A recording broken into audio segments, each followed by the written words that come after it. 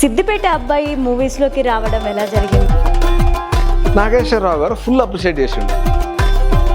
నాకు సార్ నేను బయటకు వచ్చిన తర్వాత అబ్బాయి life goes on chill relax అన్నాడు. I came from middle class family and ఎవ్వరు ఫిలిం ఇండస్ట్రీకి సంబంధించిన వాళ్ళు లేరు. సినిమా ఇండస్ట్రీ అంటే పెళ్ళి అవ్వదు ఇది ఇదని నాకేమీ నచ్చట్లేదు. నేను చదివిన చదువుకి నాకు ఏది రాదు కూడా. బిగ్ బాస్ని తిట్టడం అనేది పాయింటే కదండి. ఈవెన్ విజయ్ దేవరకొండ కూడా నీకు బిగ్ బాస్ అనేది యాక్టింగ్ ప్లాట్ఫామ్ కాదు, నీ టాలెంట్ చూపించుకునే ప్లాట్ఫామ్ కాదు. Bigg Boss is a reality show. జనరల్గా మనల్ని నెగిటివిటీ ఎక్కువ అట్రాక్ట్ చేస్తుంది. అట్లా నేను పెళ్లి చూపులనే సినిమా సెలెక్ట్ అయ్యాను. రెడ్ కార్డ్ ఇచ్చినంత క్రైమ్ అయితే అది కాదు. నేను ఎప్పటికైనా చెప్తా, 100% చెప్తా.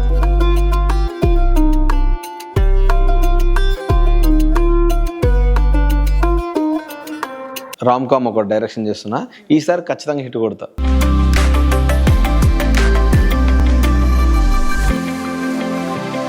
ఎక్కడో సిద్దిపేటలో పుట్టి పెళ్లి చూపులు మూవీతో తన కెరీర్ని స్టార్ట్ చేసి 2-3 సినిమాలు డైరెక్ట్ చేసి బిగ్ బాస్ని పొట్టు తిట్టి మీమ్స్లో ఫేమస్ అయిన అభయ్ నవీన్ ఈరోజు మన గెస్ట్గా వచ్చారు. ఆయన అడిగి ఆయన గురించి బోల్డ్ అనే విషయాలు తెలుసుకుందాం. హలో అభయ్ గారు. హలో అండి. Hi. How are you? Super. మీరు? I'm good. సిద్దిపేట అబ్బాయి మూవీస్లోకి రావడం ఎలా జరిగిందంటే ఆ స్టెప్ ఎలా తీసుకున్నారు మూవీస్లోకి రావడం? నేను కూడా అసలు ఎక్స్పెక్ట్ చేయలేదు. సిద్దిపేట నుంచి హైదరాబాద్కి వచ్చిన ఇంటర్మీడియట్ అండ్ దెన్ బీటెక్లో జాయిన్ అయినా. బట్ ఎందుకో నాకు డిస్కనెక్ట్ అయిపోయినా బీటెక్లో. ఎక్కువ క్లాసులు బంకులు కొట్టడం ఇవన్నీ చేస్తూ ఉంటుండే. ఎందుకంటే ఈ సబ్జెక్టులు నచ్చక ఏవేవో ఉంటుండే, అన్నీ నచ్చకపోయేటి. ఈ గ్యాప్లో మా ఫ్రెండ్ వాళ్ళు ఏం చేశారంటే కాలేజ్ యాన్యువల్ డేకి డ్యాన్స్ చేయడము ఇట్లాంటి ప్రోగ్రామ్స్ చేయడానికి అటెండెన్స్ పర్మిషన్ ఇస్తున్నారు. సో నేను క్లాసులు బంక్ కొడితే అటు వెళ్తే నాకు పర్మిషన్ దొరుకుతుంది, అటెండెన్స్ కూడా వస్తుంది అన్న ఉద్దేశంలో నేను కూడా డ్యాన్స్ చేస్తారని మా ఫ్రెండ్ వాళ్ళతో వెళ్ళిన తర్వాత మా పక్క బ్రాంచ్ అతను ఏంద్రా నువ్వు కూడా డ్యాన్స్ చేస్తావా, అందరు డ్యాన్సర్లు అయిపోతున్నారు అన్నట్టు ఏదో కొంచెం సెటరికల్గా సర్కాస్టిక్గా అన్నాడు. అది నాకు చాలా ఈగో తీసుకున్నాను. నేను వీడు అన్నందుకన్నా డ్యాన్స్ చేయాలరా అని చెప్పేసి అప్పుడు ఫస్ట్ తీసుకొని ఫస్ట్ ఇయర్ ఏదో చేసినా, ఏదో వెనకాల నిల్చొని ఏదో డ్యాన్స్ చేసినా. బట్ నాకు సమ్హౌ సాటిస్ఫాక్షన్ లేదు.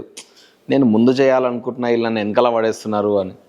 దెన్ సెకండ్ ఇయర్కి వచ్చి ఇట్లా కాదు నేనే లీడ్ తీసుకొని ఏమన్నా చేయాలి అని అనుకొని ఏదైనా స్కిట్ రాసి పర్ఫామ్ చేద్దాం కదా అని నేను మళ్ళీ చెప్పిన.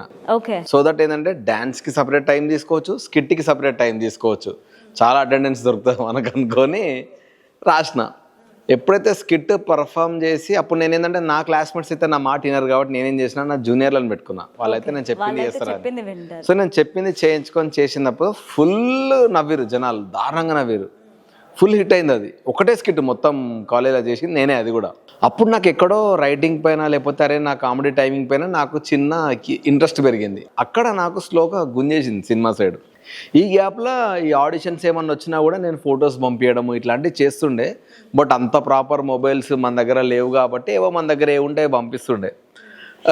సో యాక్టింగ్ వీడియోస్ ఇవన్నీ అడిగేటోళ్ళు. మీరు యాక్టింగ్ స్టార్ట్ చేసి డైరెక్షన్ సైడ్ ఎలా వెళ్ళాలనిపించింది, అంటే దానిపైన ఇంట్రెస్ట్ ఎలా వచ్చింది? ఇదే. సో ఇప్పుడు ఇది ఎట్లయితే స్టార్ట్ చేసినో అన్ని బీజం ఇప్పుడు స్కిట్లు వేసుకుంటూ వచ్చిందా. దెన్ ఆ తర్వాత ఎట్లనన్నా సినిమాల్లోకి వెళ్దామని అంటే ఫస్ట్ టీవీ సైడ్ వెళ్దాము, స్లోగా సినిమాల్లోకి వెళ్ళొచ్చని యాంకరింగ్ చేద్దామని అనుకునేది. బీటెక్ అయిపోయిన తర్వాత నాకు ఏవీ నచ్చట్లేదు, నేను చదివిన చదువుకి నాకు ఏది రాదు కూడా.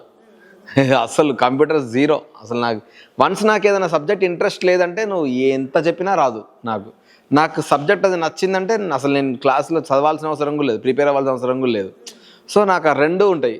సో వర్కౌట్ అయితే లేదని ఎక్కడో స్టార్ మాల్లో ఇక్కడ నాకు మా టీవీలో ఎక్కడో చూసిన, నాకు గుర్తు రావట్లే కానీ స్టార్ మా కాదు ఏదో ఛానల్లో యాంకరింగ్ కావాలంటే పలానా లొకేషన్కి రండి అని మన యాడ్స్ అప్పుడు కింద వచ్చేటి స్క్రోలింగ్లో. ఆ నంబర్ తెలుసుకొని ఫోన్ చేస్తే వాడు దిల్సునార్కి రమ్మన్నాడు.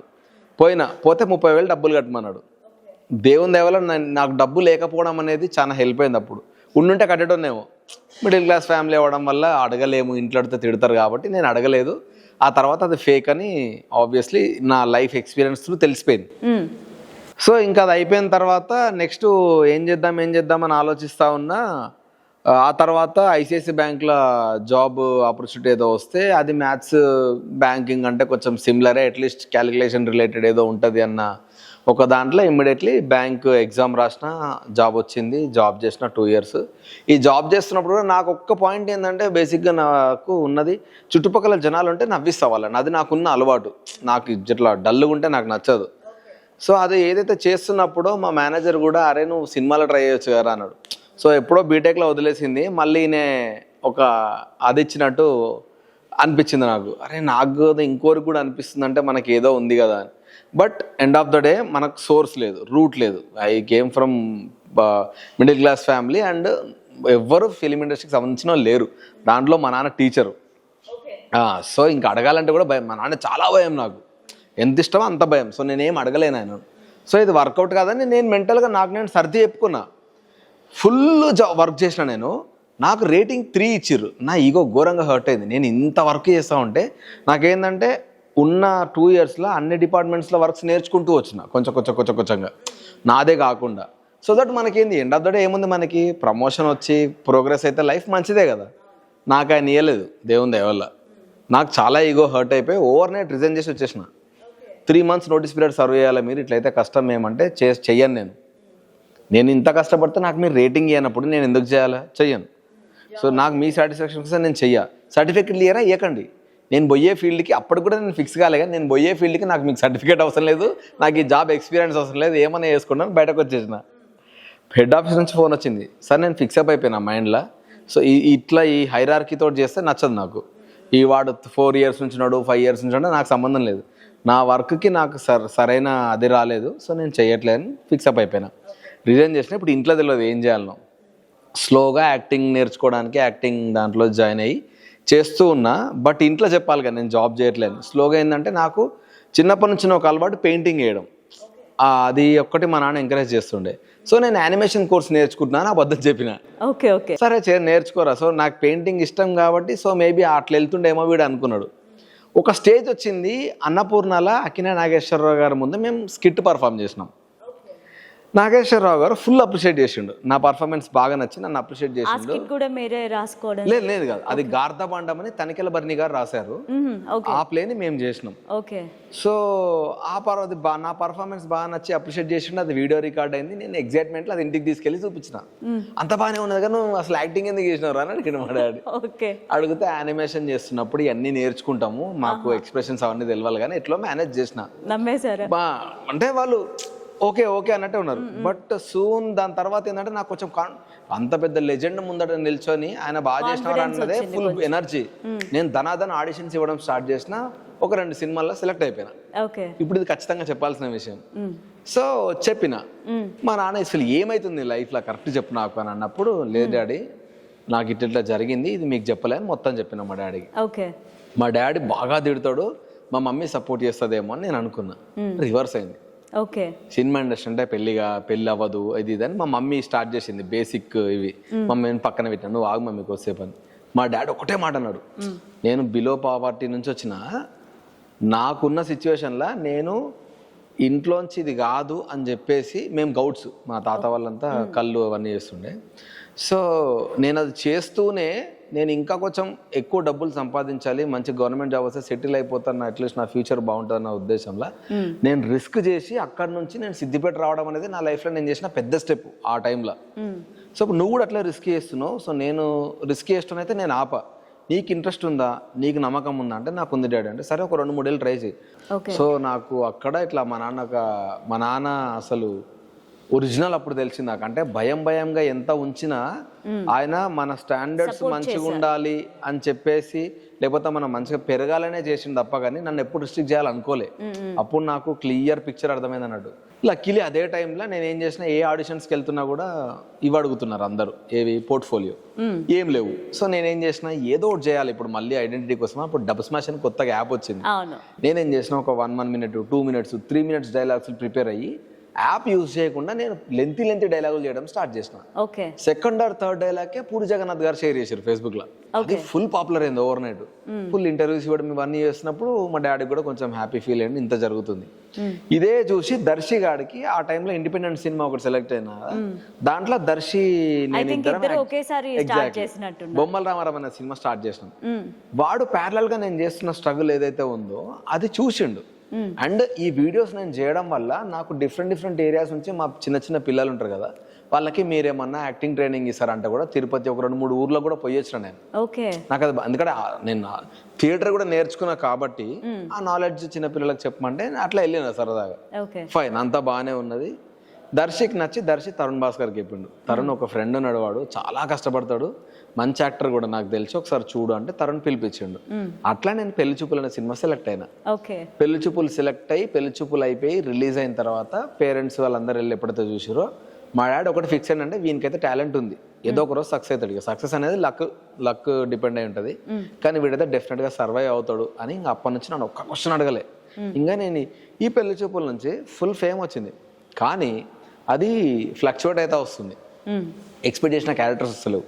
ఇప్పుడు టక్కన నేనంటే కొందరు పెళ్లి చూపులో గుర్తుపడతారు, కొందరు జార్జ్ రెడ్డిలో గుర్తుపడతారు ఆ డిఫరెంట్ రోల్కి, కొందరు రాక్షస కావ్యం, లేదంటే ఇంకొందరు బీటెక్ ఆర్ రాముల.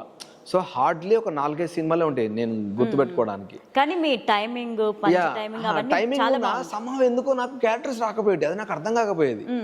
నాకు చాలా డిసప్పాయింట్ అయినా నేను, ఎందుకు ఇట్లా అవుతుంది, ఎప్పుడు చూసినా మస్తు చేస్తున్నాం అంటాడు కానీ ముందుకైతే వెళ్తలేదు. సో ఎక్కడో లక్ ఫేవర్ అవుతలేదు నాకు అని అనుకొని ఎవరో గురించో ఎందుకు ఆలోచించాలా, మనమే కథ రాస్తే ఏమైంది అని చెప్పేసి ఓవర్ నైట్ లా ర్యాండమ్ గా ఒక లైన్ వచ్చి నాకు మా ఫ్రెండ్కి చెప్పిన.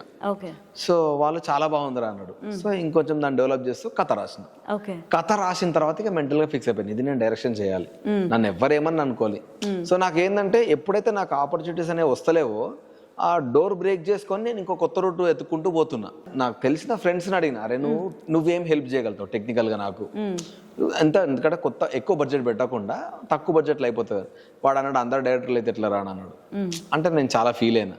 వాడు అన్నందుకైనా సినిమా చేసి చూపించిన, ఇర్రెస్పెక్టివ్ ఆఫ్ ద రిజల్ట్ నాకు చాలా మంచి అప్రిసియేషన్ వచ్చింది. వీడు ఒక హానెస్ట్ కథని చాలా హానెస్ట్గా అటెంప్ట్ చేసినాడు. కమర్షియల్ ఎలిమెంట్ అని అదని ఇదని కామెడీని సాంగ్ అని పెట్టలేదు, కథకి ఎంత కావాలో అంతే చేసుకున్నాడు అనేది. ఈవెన్ నా ప్రొడ్యూసర్ నన్ను నమ్మిండు. బయటకు వచ్చిన తర్వాత నాకు వచ్చిన రివ్యూస్ కూడా అట్లే వచ్చినాయి. 70% of the people were very happy. So నేను నా మట్టుకు నేను సక్సెస్. ఇప్పుడు నా సెకండ్ సినిమాకి థ్యాంక్ఫుల్ ఎవరైతే నేను ఫస్ట్ సినిమాతో క్రౌడ్ ని గ్యాదర్ చేసుకున్నానో ఇప్పుడు వాళ్ళందరూ సపోర్ట్ వస్తున్నారు నాకు. మ్యూజిక్ అంటే నేను కొడతాను, డబ్బులు తర్వాత చూసుకుందాం, సౌండ్ నేనున్నా నీకు పద. సో నేను అట్లీస్ట్ ఒక పెద్ద టీమ్ ని తయారు చేసుకున్నా. ఏ రోజు సక్సెస్ అయితే అనేది పక్కన పెడితే ఇంత స్ట్రెంత్ నాకున్నది వన్ సక్సెసే. మేమందరం ఒక్క స్టెప్ హెడ్ ఉన్నాం, ఒక్క స్టెప్ వెనకాల ఉన్నాం అంతే. ఆ ఒక్క సక్సెస్ పాయింట్ వస్తే నాతో పాటు అందరం వెళ్తాం కదా. అండ్ మూవీస్ చేస్తూ ఉన్నారు, యాక్టింగ్ చేస్తూ ఉన్నారు. బిగ్ బాస్ ఛాన్స్ ఎలా వచ్చింది? బిగ్ బాస్ 8లో పార్టిసిపేట్ చేశారు అండ్ ఆ తర్వాత కూడా మీ మీద చాలా మెమ్స్ వచ్చాయి. అప్పుడు ఎలా తీసుకున్నారు? మీ రియాక్షన్ ఏంటి? అంటే ఇప్పుడు నేను ఒకటే పాయింట్ చెప్తా, కాయిన్కి హెడ్ ఉంటుంది, టేల్ ఉంటుంది.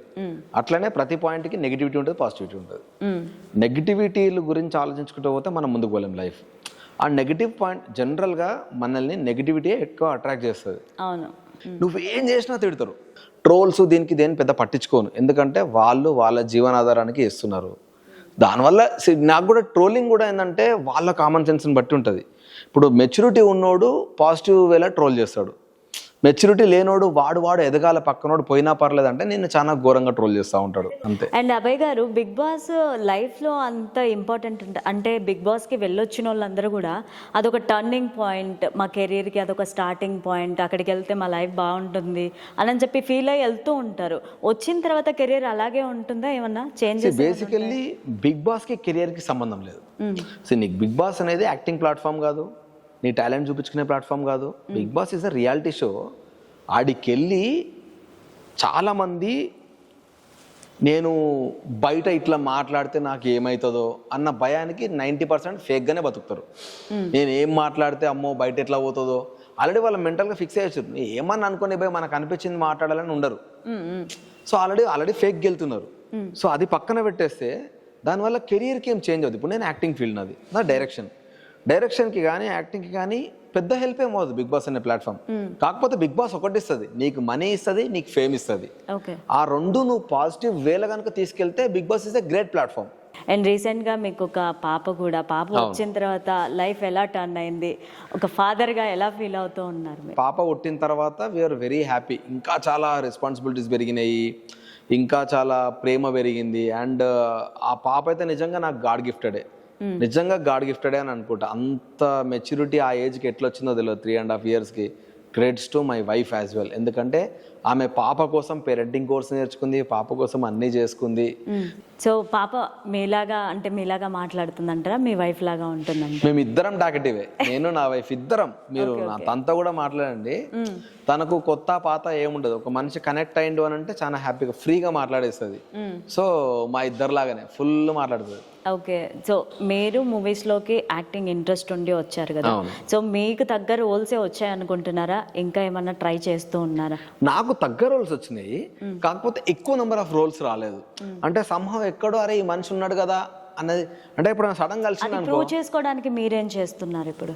ఇప్పుడు మళ్ళీ ఇంకో ఫిలిం డైరెక్షన్ చేస్తున్నా. ఓకే. రామ్ కామ్ ఒకటి డైరెక్షన్ చేస్తున్నా. ఈసారి ఖచ్చితంగా హిట్ కొడతా, కన్ఫర్మ్. అంటే అదే లర్నింగ్ ఫ్రమ్ మిస్టేక్స్ అని ఉంటుంది కదా, అంటే జనరల్గా పబ్లిక్ ఏం కావాలి, మనం ఏం చేస్తున్నాము, ఎట్లా చేస్తే వర్కౌట్ అవుతుంది అనేది బాగా డీప్గా ఆలోచించి నీట్గా రాసి full and full family entertainer ఒక మంచి కథ రాసిన. కైండ్ ఆఫ్ పెళ్లి చూపులు అంటే కైండ్ ఆఫ్ అంటే ఆ ఫ్లేవర్లో అట్లా రిలాక్స్గా హాయిగా చూసుకునేలాగా పెళ్లి చూపుని ఇన్ని సంవత్సరాల నుంచి దాన్ని గుర్తుపెట్టుకుడుగా. నా సినిమా చూసిన ఒక 1 year గుర్తుపెట్టుకున్నా చాలు. సో అందులో మీద ఒక డైలాగ్ ఉంటుంది, డ్రంకర్స్ రా మీరు. విజయ్ దేవరకొండ గారికి జాబ్ వచ్చింది, పైసలు వచ్చినాయి అనగానే పైసలు వచ్చినాయి వెళ్ళిపోతా ఉంటే బ్లడీ డ్రంకర్డ్ ఫెలోస్ అని చెప్పి అంట. అది బాగా పాపులర్ అయింది నిజంగా. పెళ్లి చూపులు మాత్రం అంటే ఆర్టిస్ట్లా కొన్ని ఉంటాయి కదా, సో నాకు ఎప్పుడో లైఫ్ టైంలో పెళ్లి చూపులు, జార్జ్ రెడ్డి అండ్ రాక్షస కావ్యం, ఈ 3 ఉండిపోతాయి. 3 డిఫరెంట్ రోల్స్ నేను చేసినాయి. యాజ్ అన్ యాక్టర్గా ఐఎమ్ వెరీ సాటిస్ఫైడ్. కాకపోతే ఇంకా బాగా రావాలి అని సో ఇది చేస్తున్నా. దాంతోపాటు 2 సినిమాలు యాక్ట్ చేస్తున్నా. ప్రియదర్శి హీరో ఒక ఫిలింలో వేస్తున్నా. చాలా రోజుల తర్వాత వాళ్ళతో మళ్ళీ స్క్రీన్ షేర్ చేసుకున్నా. ఐఎమ్ వెరీ హ్యాపీ, ఎక్సైటెడ్ ఉన్నా నేను. అండ్ మీ ఇద్దరికి బాండింగ్ ఏ విధంగా? చాలా మంచి బాండింగ్. ఎందుకంటే పెళ్లి చూపుల తర్వాత మేమిద్దరం కలిసి మళ్ళీ ఏదో సినిమా చేసినాం. సందీప్ కిషన్ గారితో ఒక సినిమా చేసినాం మేమిద్దరం కలిసి. ఆ తర్వాత మళ్ళీ మేము యాక్ట్ చేయలేదు. కానీ నా ఎనీ ఈవెంట్ మీరు చూడండి, వాడు ఉంటాడు. ఒక్కటే ఫోన్ కాల్, మామ ఇట్లా ఉంది, ఓకే ఇక్కడికి రారా, ఓకే. నా ట్రైలర్ పోస్టర్ వాడే లాంచ్ చేసిండు, ట్రైలర్ ఈవెంట్కి వచ్చిండు, ప్రీ రిలీజ్ ఈవెంట్కి వచ్చిండు.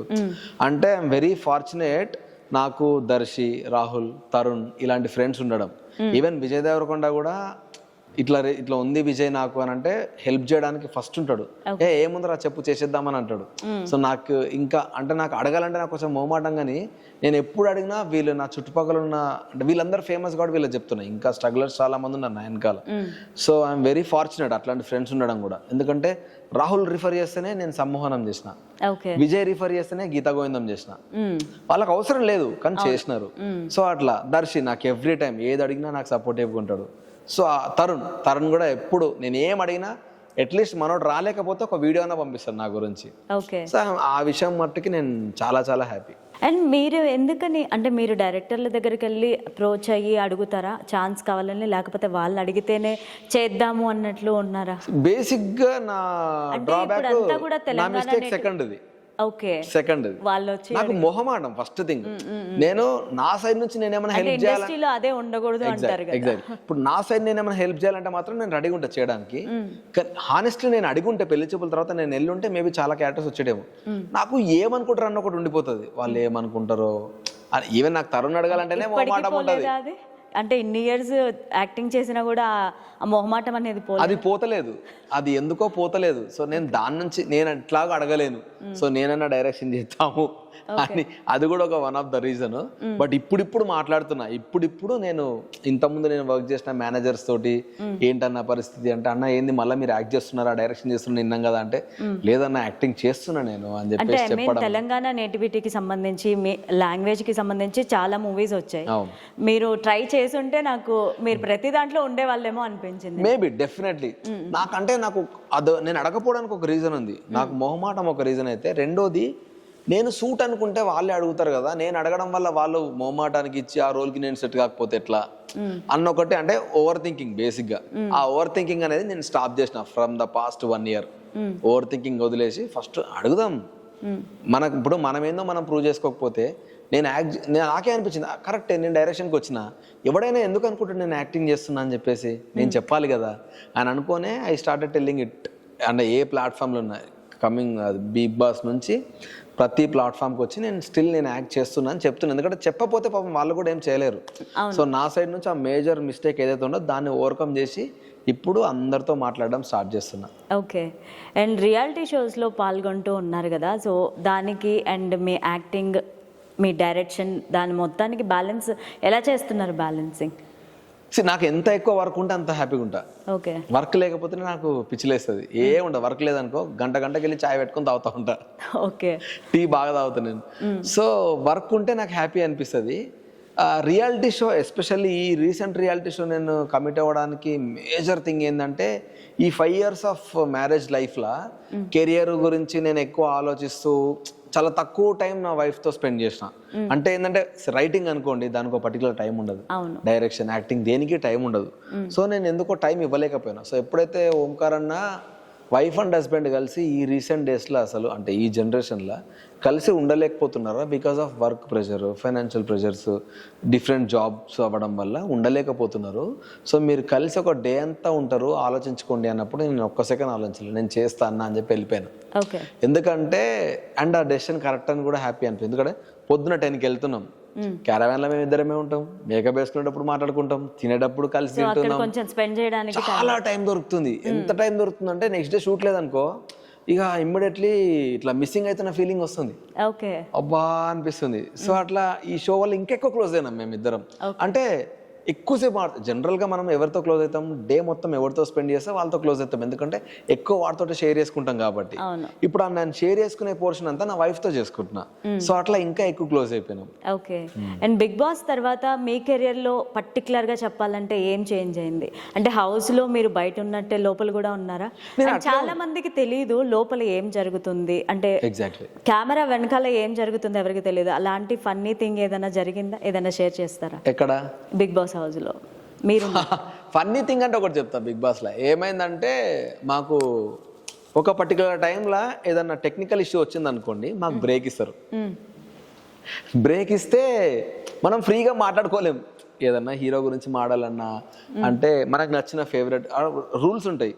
నీకు నచ్చిన ఫేవరెట్ హీరో గురించి, పొలిటీషియన్ గురించి, మతం గురించి, ఇట్లా కొన్ని ఉంటాయి. వాటి దేని గురించి మీరు మాట్లాడుకోకూడదు, ఎందుకంటే ప్రతిదీ రికార్డ్ అవుతుంది కాబట్టి, అది అందరు చూస్తారు కాబట్టి. సో ఆయనతో మేము ఏం చేసినాము, ఆ పర్టికులర్ ఫేజ్ ఏదైతే ఉంటుందో ఆ గ్యాప్లో మాకు బ్రేక్ ఉంటుంది. జనరల్లీ మేము లైట్స్ ఆన్ అయినంటే లైట్ బంద్ అయ్యే వరకు మేము నిద్రపోకూడదు. సో ఏం చేసినాము, నిఖిల్ నేను ఇక మేము ఏదో మాట్లాడదాం అనుకుంటాము, మైక్ మైక్ మైక్ అనుకొని వెళ్ళిపోతున్నాడు. సో అప్పుడు ఒకసారి బ్రేక్ దొరికింది, అమ్మయ్యా అని మొత్తం మైక్ అంతా తీసి పక్కన పెట్టి ఫుల్ ఫ్రీగా ఇష్టం వచ్చినట్టు మాట్లాడుకున్నాం. ఇక చాలా రిలాక్స్గా, అంటే out of Bigg Boss show చాలా మాట్లాడుకున్నాం అన్నట్టు. ఒక స్టోరీ నేరేట్ చేసిన వాడికి మొత్తం సోనియా, నేను, నిఖిల్ ముగ్గురం కూర్చున్నాము. ఆ వచ్చి కథ తింటా ఉంది, మొత్తం నరేట్ చేస్తాను, చేద్దామమ్మ ఇదంతా మాట్లాడుతున్నప్పుడు ఈ మినిట్లో బిగ్ బాస్ ఇదంతా అబ్జర్వ్ చేశారు. మేబీ అబ్బాయి మాట్లాడిన చాలు మైక్ వేసుకోవాలి, ఇదంతా ఇంటూ రాజేంద్ర బాబు వీళ్ళు అనుకున్నా, కానీ చూసిర్రు అంతే, మైక్ లేదు కాబట్టి అని తీసుకొని మళ్ళీ మైక్ వేసుకొని వెళ్ళిపోయాను. ఇట్లా చిన్న చిన్న ఇన్సిడెంట్స్ ఉంటాయి ఫన్నీవి. దీంట్లో ఇంకా దారుణమైన విషయం ఏంటంటే బ్రేక్లో మనం నిద్రపోయినా కూడా వాళ్ళు ఏమన్నారు. అంటే బ్రేక్ అంటే ఏదైనా టెక్నికల్ ఎర్రర్ వస్తేనే బ్రేక్ మనకి, లేదంటే డే మొత్తంలో అసలు బ్రేక్ ఉండదు. ఇఫ్ ఏదైనా టెక్నికల్ ఎర్రర్ వస్తే వాళ్ళు వర్క్ చేసుకోవాలి కదా, అప్పుడు మనల్ని వదిలేస్తారు. ఒక ½ an hour అంతకంటే ఎక్కువ ఉండదు. ఈ దీంట్లో మేము మైకులు తీసేసినందుకు నేను బయటకు వచ్చిన తర్వాత నెక్స్ట్ వీక్లో ఓమన్నా ఎవరినో నామినేట్ చేసిండంట. అది ఇంకా ఫన్నీ, అది అసలు బ్రేక్లా ఇట్లా జరుగుతాయి.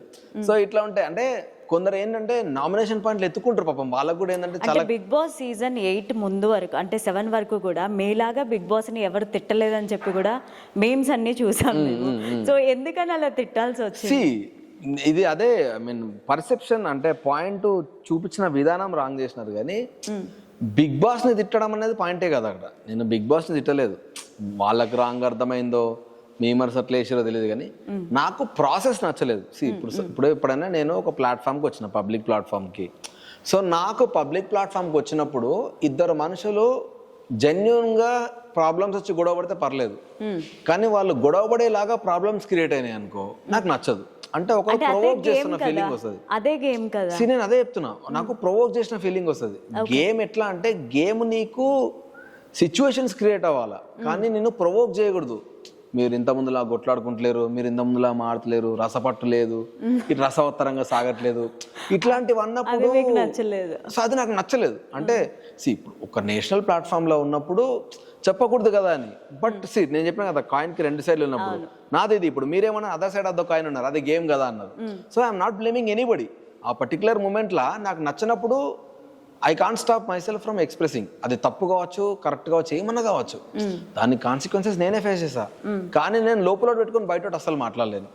ఫేక్ గుండే ఎందుకులే, మనం షోలో మంచిగా ఉండాలా, మనకి ఎమోషన్ వచ్చినా దాచిపెట్టుకోవాలా, ఏంది ఎండ్ ఆఫ్ ద డే అంతా డబ్బుల గురించి కాదు, మన సెల్ఫ్ రెస్పెక్ట్ గురించి నాకు అనిపించింది. సో అట్లా నా క్యారెక్టర్ నచ్చిన వాళ్ళు కూడా ఉన్నారు, నువ్వు నీ లెక్క ఉన్నావు అని. నేను హానెస్ట్గా నా లెక్కనే ఉన్నా. ఈవెన్ మా ఇంట్లో అయినా ఎక్కడైనా, నేను బయటకి ఎక్కడికన్నా పోని, నాకు ఏదైనా నచ్చపోతే నాకు నచ్చలేని మొహం మీద చెప్పేసా. సో దానివల్ల నెగిటివ్ తీసుకుంటారేమో పక్కన పెడితే, ఇంకా అది కూడా ఉండొద్దు అంటే ఇంకెందుకు, మనకంటూ ఒక సపరేట్ ఐడెంటిటీ ఏముంటుంది అన్నది నా పాయింట్. సో అట్లా నేను మేబీ అది గేమ్ షో అయినా మేబీ దానికి నేను సింక్ అవ్వలేదేమో. సో అట్లా జరిగింది. ఇంకోటి ఏంటి అంటే ఫుడ్ దగ్గర నాకు first and foremost thing food మ్యాండేటరీగా ఉండాలి. ఫుడ్ దగ్గర గొడవలు జరగొద్దు, నాకు అది నచ్చదు. ఫస్ట్ ఆఫ్ ఆల్ ఏమైనా కాంప్రమైజ్ అయితే నేను ఫస్ట్ ఫుడ్ దగ్గర జరిగింది ఇష్యూ. సో ఫుడ్ దగ్గర ఎక్కడైతే ఇష్యూ వచ్చిందో ఇక నాకు బర్దాష్ కాలేదు. అంటే మీరు ముందు సీజన్ షోస్ చూసే ఉంటారు? చూడలే, నేను ఒక్క షో చూడలేదు. అంటే నేను బేసిక్ గా ఎక్కువ గొడవలు ఉంటే నాకు నచ్చదు. సరదాగా ఉన్న ఏమైనా చూడబోతుంది. అండ్ ఎక్కువ నాకు ఇంతకుముందు వెళ్ళిన దాంట్లో ఎవరు కూడా అంత క్లోజ్ గా తెలియదు. నేను ఓన్లీ ఓటీటీ షో ఒకటే చూసిన. అందులో అజయ్ అని ఒక ఫ్రెండ్ ఉన్నాడు, వాడు నా క్లోజ్ ఫ్రెండ్. సో వాడి గురించి చూసిన. సో అట్లా మిగతా షోస్ ఏంటంటే మధ్యలో ఫుల్ ఫ్లెడ్జ్డ్ గా చూడలే. అజయ్ ఉన్నంత వరకు కంటిన్యూస్ గా ఎవ్రీడే చూసిన. అజయ్ లేనప్పుడు వేరే షోస్ అయితే అప్పుడప్పుడు నా వైఫ్ రోజు చూస్తుంది. సో ఆమె చెప్పింది ఇట్లుండాలరా, ఇట్లుండాలని ముందే చెప్తా వస్తుండే. నేను అన్న చూడరా, ఒకటి ఆడికి వెళ్ళి మనం మన లెక్క ఉందాం, ఉంటే ఉంటాం లేకుంటే లేదు. సో నన్ను ఇన్ఫ్లుయెన్స్ చేయకు అని చెప్పినాను. సో నాకు అట్లా ఒకటి ఇన్ఫ్లుయెన్స్ చేయడం నచ్చదు. సో అట్లా నాకు వాళ్ళు నచ్చలేదు, వాళ్ళకి నేను నచ్చలేదు, పంపించారు వచ్చేది. అంటే మీ ఫీలింగ్ ఏమనిపించింది నాగార్జున గారు రెడ్ కార్డ్ ఇచ్చి బయటికి వెళ్ళమన్నప్పుడు? రెడ్ కార్డ్ ఇచ్చినంత క్రైమ్ అయితే అది కాదు. నేను ఎప్పటికైనా చెప్తా, 100% చెప్తా. బిగ్ బాస్ అనే ప్లాట్ఫామ్ లా ఫిజికల్ గా గొడవ పడడం అనేది రెడ్ కార్డ్ ఇవ్వాలి. ఒకటి, నువ్వు నీకు నచ్చింది ఎక్స్ప్రెస్ చేయొద్దని ముందే రూల్ పెట్టాలి. నేను ఏ పాయింట్లు ఇస్తా దాంట్లో నువ్వు ఎక్స్ప్రెస్ చేయాలంటే సరే అట్లా నన్ను ఉంటా. అది కాదు కదా, మనకు నచ్చింది మనం ఎక్స్ప్రెస్ చేస్తాం. కానీ అక్కడ ఏమైపోయిందంటే నాతో పాటు చాలా మంది మాట్లాడారు, అందరినీ కట్ డౌన్ చేసి నన్ను ఒక్కనే చూపించారు అన్నట్టు. లైట్ ఇంకా వాళ్ళు మనల్ని పంపించాలని డిసైడ్ అయినప్పుడు మనం ఏం చెప్తే ఏమవుతుంది. సో నాకు రెడ్ కార్డ్ ఇచ్చినప్పుడు మాత్రం నేనే కదా, హౌస్లో అందరు షాక్ అయినారు. బయటకు వచ్చినాక ప్రతి ఇంటర్వ్యూలో అదే అన్నారు. సరే నువ్వు తప్పు చేసినావు అనుకుందాం, నేను తప్పు చేసినా అనుకుందాం, నువ్వు తప్పు చేస్తే నీకు వార్నింగ్ ఇవ్వాలి. ఇప్పుడు చాలా తప్పులు చేస్తావంటే వాళ్ళకేమో లోపలి పిలిచి ఇట్లా చేస్తున్నావు అట్లా చేస్తున్నావు అని చెప్పినప్పుడు, అబ్యూస్ చేసే మాటలు మాట్లాడినప్పుడు నువ్వు తప్పు మాట్లాడుతున్నావు, సెకండ్ టైం మాట్లాడితే నీకు రెడ్ కార్డ్ ఇస్తాను బెదిరించినప్పుడు ఫిజికల్ గా మొత్తం గుంజేసుకొని ఇసిరేసి అటు ఇటు పడేసి ఎగ్ టాస్క్లు అంతా వేస్తే వాళ్ళకి రెడ్ కార్డ్ ఇవ్వకుండా, నీ అమ్మ నాకు గేమ్ నచ్చలేదు, ఇట్లా వేస్తే నాకు అసలు ఏం చెప్దాం అనుకుంటాను మీరు అని నేను అన్నందుకు నాకు రెడ్ కార్డ్ ఇస్తే రెడ్ కార్డుకి వాల్యూ పోయిందంట నేను ఆనెస్ట్గా. సో నాకు అదొక్కటి నేను చాలా ఫీల్ అయినా. బట్ ఆ తర్వాత అనుకున్నా సరే ఓకే, వాళ్ళకి ఇది కావాలి, నేను చేయలేకపోయినా దట్స్ ఓకే, వాళ్ళకి నచ్చినప్పుడు మనం ఏం చేస్తాం బయటకు వచ్చేసినాం. అండ్ ఇప్పుడు దీని తర్వాత ఇది మీమ్స్లో దాంట్లో తింటేనే హైలైట్ అయింది. కానీ మళ్ళీ నేను స్టార్ మాల్లో ఇంకో షో చేస్తున్నా. వాళ్ళు గేమ్ లాగానే చూస్తారు, నేను కూడా గేమ్ లాగానే చూసుకొని నేను మళ్ళీ స్టార్ మాల్లో చేయ అట్లేం ఉండదు కదా. నన్ను ఎంతమంది అనుకున్నారంటే ఇది అయిపోయిన తర్వాత నాకు సార్ విన్ని మళ్ళీ తిడతాడేమో, లేకపోతే స్టార్ మాకు మళ్ళీ వీన్ని రానియరేమో, మా టీవల్ వీళ్ళతో ఏం షో చేయరేమో, ఇట్లా ఎంతమంది మాట్లాడారు. నేను సినిమా చేస్తుంటే కూడా ఇవన్నీ ఏమన్నా అవుతాయని క్వశ్చన్స్ అడిగారు నాకు. సార్ నేను బయటకు వచ్చిన తర్వాత అబ్బాయి కామ్ డౌన్ ఉండాలి నాకు సార్ చెప్పింది. నాకు ఎందుకు అట్లా అయినావు అంటే, సార్ ఏం లేదు సార్ ఇట్లా జరిగింది, నేను దాన్ని ఫీల్ అయినా, కానీ మీరు రెడ్ కార్డ్ ఇచ్చి పంపిస్తారంటే నేను ఎక్స్పెక్ట్ చేయలేదు సార్ అంటే, life goes on, chill, relax అన్నాడు. అదే హాట్స్టార్ వాళ్ళు ఎవరైతే షో కండక్ట్ చేస్తున్నారో వాళ్ళు పిలిచి మాట్లాడినారు. ఏమైందంటే నేను చెప్పిన సార్ నాకు ఫుడ్ దగ్గర నచ్చదు, సో ఫుడ్ దగ్గర నేను టంగ్ స్లిప్ అయినా, అది స్లిప్ అయితే పోతా వస్తుంది, ఎందుకంటే నాకు సిచ్యువేషన్స్ అట్లా క్రియేట్ అయినాయి అండ్ నాతో పాటు అందరూ మాట్లాడుతున్నారు, కానీ మీరు మాత్రం నాయే చూపించినారంటే ఇట్స్ ఓకే లైట్ తీసుకో. సో వాళ్ళు కూడా వదిలేసినారు. అంటే మీరు జెన్యూన్ గా ఉండడానికి ట్రై చేశారు, మీకు ఆ గేమ్ అది నచ్చలేదు అంటే ఒకళ్ళు కొట్టుకోవడం. నాకు కొట్టుకోవడం అనేది ప్రాసెస్ నచ్చలేదు. గేమ్ అదే ప్రాసెస్ కదా. ఎగ్జాక్ట్లీ, ఇన్ జనరల్ గేమ్ కొట్టుకోవడం ప్రాసెస్ కాదు. గేమ్ అనేది మన సెల్ఫ్, మనల్ని మనం ప్రొజెక్ట్ చేసుకుంటూ నువ్వు ఫిజికల్. అంటే అందరూ జెన్యూన్ గానే ఉన్నారా? అందరు లేరు, ఆబ్వియస్లీ అందరు లేరు, కొందరే జెన్యూన్ ఉన్నారు, చాలా తక్కువ మంది. ఇప్పుడు పేర్లు ఎందుకు షో అయిపోయినాక కానీ మిగతా చాలా మంది ఫేక్ గానే ఉన్నారు. బట్ అది పక్కన పెడితే నేనేమంటున్నా అంటే గేమ్ని గేమ్లో చూసి వదిలేయాల. కానీ వీళ్ళు ఏంటంటే వీళ్ళ వ్యూస్ కోసం ఇంకా దాన్ని ఎక్స్టెండ్ చేసుకుంటూ పోతా ఉంటారు. పోండి సర్లే. మీ లైఫ్ ఏమన్నా చేంజ్ అయిందా ఆఫ్టర్ బిగ్ బాస్? అంటే ఏమైనా ఛాన్సెస్ వచ్చాయా? బిగ్ బాస్ నుంచి ఛాన్సెస్ రావండి, నేను మీకు అదే చెప్తున్నా. బిగ్ బాస్ నుంచి ఒక చిన్న ఫేమ్ వస్తుంది, బిగ్ బాస్ నుంచి మనీ వస్తుంది. ఆ ఫేమ్ వచ్చింది, ఆ మనీ వచ్చింది. ఎండ్ ఆఫ్ ద డే నా డైరెక్షన్ లైఫ్ నాది, నా యాక్టింగ్ లైఫ్ నాది, అంతే. ఓకే, సో ఇప్పుడు ఏం చేయబోతున్నారు కొత్త ప్రాజెక్ట్స్? అండ్ ఇప్పుడు ఇండస్ట్రీలోకి రావాలనుకునే వాళ్ళకి మీరు ఎలాంటి సజెషన్స్ ఇస్తారు? మన టాలెంట్ మనం ప్రూవ్ చేసుకోవడానికి చాలా ప్లాట్ఫామ్స్ ఉన్నాయండి. సో రైట్ ఆపర్చునిటీ నాకు వచ్చినప్పుడు నేనేంటో చూపిస్తా అని అనుకునే కంటే మనము ఒక కొత్త ప్లాట్ఫామ్ క్రియేట్ చేసుకుందాం, మనకంటూ ఒక పాత్ మనమే క్రియేట్ చేసుకుందాం అన్న ఒక గట్ ఫీలింగ్ ఉంటే స్టార్ట్ చేసినట్టు. ఎగ్జాక్ట్లీ, అంటే డైరెక్షన్ కావచ్చు, యాక్టింగ్ కావచ్చు, వాట్ ఎవర్, చాలా సోర్సెస్ మనకు ఉన్నాయి. సోర్సెస్ లేవని మాత్రం మనం చెప్పకూడదు. ఆ ఉన్న సోర్సెస్ని మనం ఎట్లా యూజ్ చేసుకుందామని చూసుకోవాలి. ఎందుకంటే మనల్ని మనం ఎక్స్ప్లోర్ చేస్తేనే పక్కనోడు చూసారా వీడు బాగా చేస్తున్నారు అని పిలుస్తారు. ఎందుకంటే ఇప్పుడు చాలా ఉన్నారు, చాలా ఆప్షన్స్ పెరిగిపోయినాయి కాబట్టి యాక్టర్లు చాలా మంది అయిపోయారు. దాంట్లో నీ స్పెషాలిటీ ఏంటి అనేది మనం చూసుకోవడానికి చాలా, ఒక ఫోన్ ఉంటే చాలు, మనం ఏమైనా చేయొచ్చు. అండ్ మీరు ఇప్పుడు డైరెక్షన్ చేస్తున్నారు కదా, కొత్తగా వచ్చే వాళ్ళు ఎవరన్నా మీకోసం అవకాశం కోసం అడిగితే ఇస్తారా? అయ్యో, నేను ఫస్ట్ సినిమాలో చాలా మంది కొత్తలతోటే చేసిన, సెకండ్ సినిమాలో కూడా చేస్తున్నా. కాకపోతే ఏంటంటే బిజినెస్ పాయింట్ ఆఫ్ వ్యూ వచ్చేసరికి కొంతమంది అయినా నోటెడ్ ఆర్టిస్టులు కావాలని అడుగుతున్నారు చాలా మంది. సో డెఫినెట్లీ నేను చేసి మళ్ళీ ప్రొడ్యూసర్ డబ్బు ఖరాబ్ చేయొద్దు కాబట్టి, సో నేనేం చేస్తున్నా అంటే సెకండ్ ఫిల్మ్ లో కొంతమంది నోన్ ఆర్టిస్టులను పెట్టుకుంటున్నాను. బిజినెస్ కూడా కావాలి కదా. దాంతోపాటు ప్యారలల్ గా చాలా మంది కొత్త వాళ్ళు ఉన్నారు సినిమాలో, టెక్నీషియన్లు కావచ్చు, లేదంటే యాక్టర్స్ కావచ్చు. నా వంతుగా నేను ట్రై చేస్తానండి, ఎందుకంటే ర్యాండమ్ క్యాండిడేట్ని తరుణ్ లాంటి నన్ను తీసుకుంటేనే నేను కూడా మీకు తెలిసిన. సో అట్లా నాకైతే డెఫినెట్గా ఇష్టమే. సో మీరు ఎలాంటి క్యారెక్టర్స్ చేయాలనుకుంటున్నారు మూవీస్లో? ఏదైనా ఎనీ రోల్, డైరెక్టర్ మీరు రోల్కి సూట్ అవుతారనంటే నేను I'm ready to do it. So మీకు ఈ ఫీల్డ్ ఇంట్రెస్ట్ కాబట్టి కష్టం ఎక్కడా పడి ఉండరు. అండ్ మీ రోల్కి మీరు అంటే న్యాయం చేయడానికి ఎప్పుడన్నా కష్టపడ్డారా? డైలాగ్స్ ప్రాక్టీస్ చేయడం కానీ, హోంవర్క్ ఎలా చేసేవాళ్ళు? అంటే నేను సెట్కి వెళ్తున్నప్పుడే, నేను సెట్కి వెళ్ళేంత వరకు నార్మల్గానే ఉంటాయి. వెళ్ళిన తర్వాత గెటప్ వేసుకొని రెడీ అవుతున్నప్పుడు నాకేంటంటే ఆ పర్టికులర్ మూమెంట్లో వచ్చే థాట్స్ బాగుంటాయి. అంటే సడన్ ఐడియాస్ ఉంటాయి కదా, చాలా వరకు అవి చాలా బ్యూటిఫుల్గా ఉంటాయి ముందే ప్రిపేర్ అయ్యాకంటే. సో నేను సీన్ అడుగుతా, సీన్ అడిగి నాకు వాళ్ళు చెప్తారు కదా, అప్పుడు ఆ సీన్ని నేను ఏం చేస్తే ఈ సీన్లో నన్ను జనాలు చూస్తారనేది ఒకటి ఆలోచిస్తా. ఓకే, సో నేను ఏం కొత్తగా చేయొచ్చు ఈ సీన్లో అనేది ఒకసారి ఆలోచించి అది వెళ్ళి ఫస్ట్ టేక్లోనే చేసేస్తా, చెప్పకుండా చేసేస్తా. నా ఏమైనా ఇంప్రవైజేషన్స్ ఉంటే డైరెక్టర్ వద్దు అన్నాడు అనుకో ఆపేస్తా, డైరెక్టర్ ఏం చెప్పలేదు అనుకో సో దాన్ని ఇంకా డెవలప్ చేసుకుంటూ వెళ్తా. సో అట్లా నాకు అలవాటు ఆ సడన్ గా చేయడం అలవాటు. నేను చెప్పాను ముందు, అదేంటంటే చూసినట్టు కూడా సర్ప్రైజ్ ఫీల్ అయ్యింది అనుకో, బాగున్నట్టు, వాడికి నచ్చలేదు అనుకో, ఓకే మూసుకొని డైరెక్టర్ ఏం చెప్తే చేయాలి. ఓకే అభయ్ గారు, మీరు డైరెక్ట్ చేయబోయే మీ మూవీ సక్సెస్ అవ్వాలని మనస్ఫూర్తిగా కోరుకుందాం. All the best for your new project. And ఇది ఇవాల్టి open talk. Keep watching HM TV digital.